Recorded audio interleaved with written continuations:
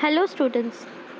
Today we are going to know about the second chapter of civics of NCERT textbook Social and Political Life. The name of the second chapter is Diversity and Discrimination.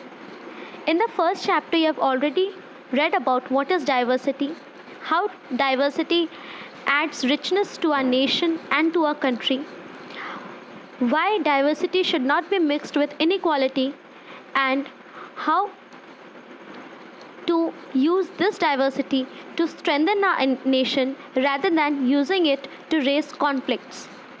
In this chapter, we will study about prejudice. What is prejudice?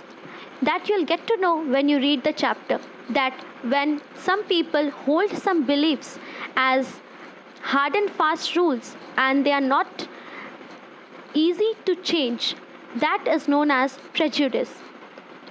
Now, so this chapter we will study that how can prejudice lead to discrimination, means how can someone's thinking may lead to discrimination, may lead to inequality. See, we all have multiple identities in which we are different from each other. Even the Constitution states that we should respect each and everything in our nation and we should not create a conflict on that.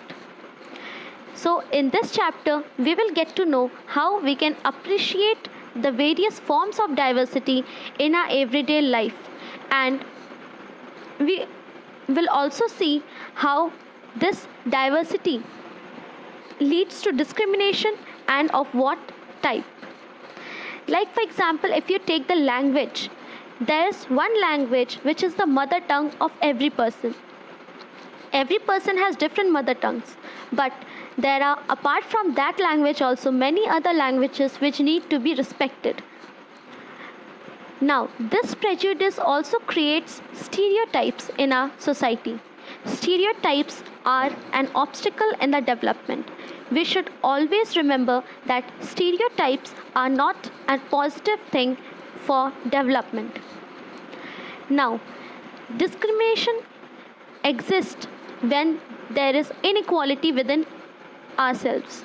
Inequality is a state when we or someone else doesn't get what the others are getting or benefiting.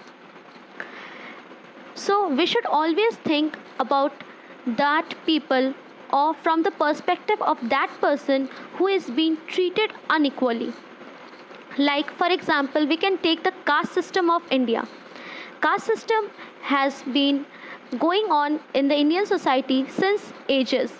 But when we start discriminating people on the caste, that leads to inequality. And the Constitution also prohibits any inequality. For example, the caste system desired the lower class as untouchables. But now there is no word as untouchables in the Constitution. Anyone who has been found practicing untouchability can be sentenced or can be fined. So, in this chapter, we'll also get to know how the father of our Indian Constitution made a constitution so that it suits everyone and it gives equality status to every and each person. After our independence, we are not allowed to use those terms which may create inequality or which may discriminate one from another. So, in this chapter, we will get to know about these topics in more further details.